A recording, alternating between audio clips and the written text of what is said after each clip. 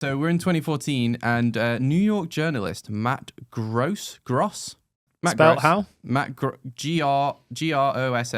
We'll say gross. Mr. Gross. That's how we would say it if it was in a sentence. Yeah. He's received the task of writing up a list of 67, which is quite specific, 67 things you did not know about New Zealand. Who's tasked him with that? I don't know. Sounds like he's just really bored. He's like, I need something to do. He might be. But those are the kind of things, people write. True, like, yeah. But why 67? Did they run out? Don't know. Don't try and find that 68th. You'll never find it. They might have already done 66 and below. So now they're like, we need to up it. Fair enough. So, so he set about this task and he starts doing a bit of research and he finds the story of the most bizarre hostage situation he'd ever heard of. So to find out more about this weird hostage situation, he hires a rental car in Auckland and travels to the location of the crime to find out more.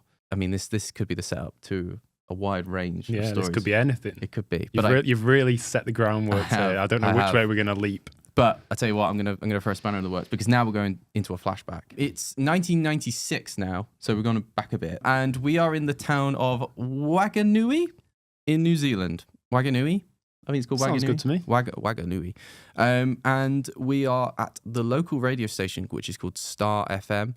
And it's been a normal shift. Everything's going fine. They're settling down for the night with usual coverage. Although there is something called the police games on, and I imagine it's like the kind of station it's quite local. It's sort of like we have in Cornwall, we have Pirate FM. We have Your FM in Stockport. They probably talk about local events. It's probably a pretty boring station. It's not Capital. They're not getting on Dua Lipa. They're probably getting on like the local farmer or something. Yeah. And I don't know this to be true at all, but in my head, I like to think that they signed off every call with, "You're a star." I hope they did. I really hope they did. Anyway, things are great at Star FM when suddenly something interrupts the piece and there is a huge kerfuffle upstairs, okay, where the studio is. And the radio manager, who's called Mr. Harrison, he's taken into a room, right, by someone. Is there someone else called Harrison? No, just because you said that as if no, Mr. Harrison, so it sounds like we've already been introduced. Matt Gross and Mr. Harrison. They're the only two characters in the story. I must say, Matt Gross sounds like something no one would get at a car wrapping shop. So I've bought my Tesla in. Can you just give me can you wrap it in the Matt Gross, please? Mr. Harrison, he's taken into a room and he's given a very specific threat by someone. Okay, he's told. This is after the kerfuffle. This is post kerfuffle. Okay, so what was the kerfuffle? I don't know. We don't know yet. We don't know. Was that just a kind of a side? A kerfuffle's a kerfuffle. Okay. And he's told by someone, if you do not play Rainbow Connection by Kermit the Frog, I'm going to blow your togs off, right? Basically, it's revealed that there's this guy, okay? He's 21 years of age and he has a bomb. And he says he's going to set it off if Rainbow Connection by Kermit the Frog isn't played for non-stop for the next 12 hours. Right? I think maybe this guy's carrying a bit more than a bomb. He's got a lot of hurt inside him. I don't know. I think this is, it's a good song. What is this song? Can you sing it? I don't know. You don't know this song? Maybe if you sing it for me a little bit. No, I've no idea. It's a great song. We could play maybe we'd be allowed to play 5 seconds of it. The Rainbow Connection. Wasn't that nice? That was lovely. We loved that.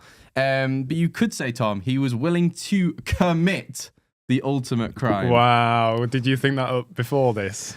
I didn't. Someone else did. Someone called Neve. Who used to work well with. done, Neve. Yeah, thanks, Neve. Anyway, so this guy, he's a mystery, all right? To this day, no one knows his name. So for the sake of argument, I'm going to call him Jim Henson. All right?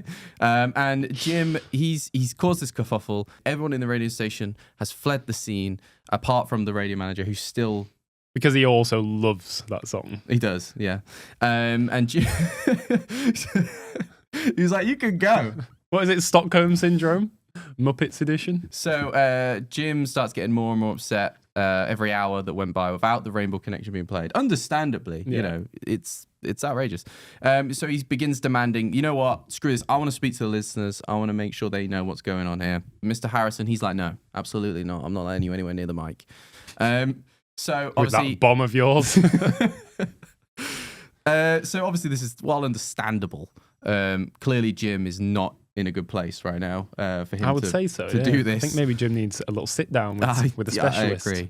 And as soon as the police arrive, they sort of come to the conclusion that, the same conclusion, that clearly Jim is not in a good place. And they make a very wild assumption that they don't think the bomb is real. So they go about storming the building, thinking there's no bomb. They get in and they take down Jim immediately. The first thing they do, pin him to the ground. That's And- not the thing to do with someone that might potentially have a bomb.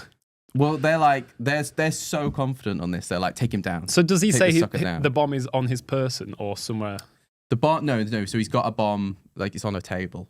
in the building? Or Yeah. just like, I've got a bomb no, on he a didn't, table. like, So, leave well, it at okay, is it in an area where it might No. affect me? Well, it's in the So it's in the building. It's in the building. Okay. Yeah, it's on the table in the So he building. said, I've got a bomb on Yeah. a table somewhere in this building and I'm not afraid to use it.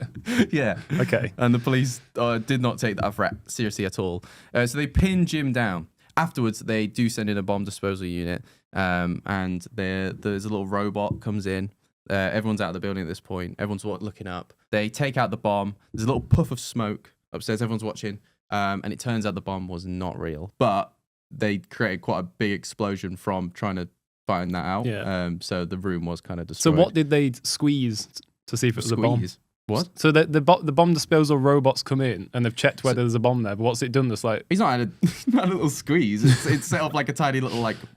And So there blown was up. something there, like a bag. Yeah, the bomb is on the table, Tom. Okay. I don't know thought he what just you're alluded struggling to this understand. bomb. The bomb is on the table. Right.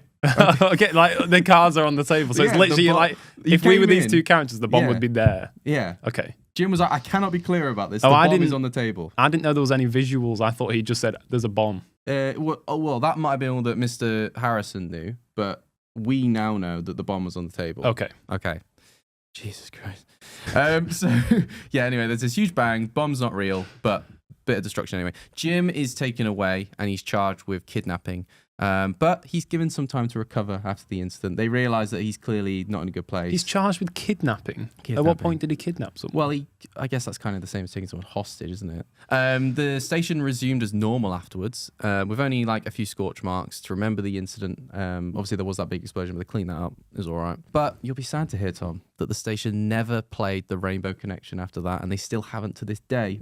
But Jim's impact lives on because they do have it on file now, just in case they ever need to play it. I think they should play it out of defiance and say, you're not going to scare us. We're not going to No. not do this thing. Yeah, We're going to we'll do do it it in if we wanna do spite it. of you Yeah. and despite you because you're insignificant to us. This is a bit harsh on Jim. He was going through a tough time, Well, clearly. He might be was. fine Have now. they figured out what's wrong with Jim? No, as I said, Jim is a mystery. No one knows much else about Jim. He could be free right now. He clearly went to prison at some point, but he might be free right now. He was only 21 at the time, so he could be listening to Right. this podcast.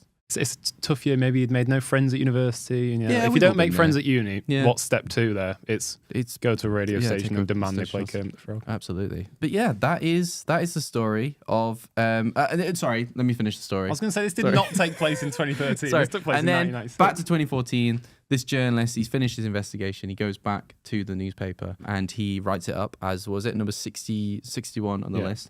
And now this story is out there for everyone to know about. It was a complete unknown before, but now the world knows about this, and it's better for it, I say. So I there you wonder go. what number 62 and number 63 were.